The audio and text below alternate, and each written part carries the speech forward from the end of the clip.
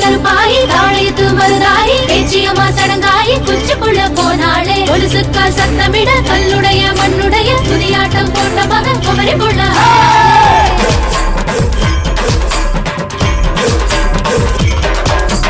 ஆயிரங்கால் மண்டபத்தை அரைநாளில் பார்த்தவங்க ஒன்னழகா பார்க்கணும்னா ஒரு மாசம் கொடுக்கும்படி உச்சனூறு மாமனிங்க உச்சு கட்ட வந்திருக்கா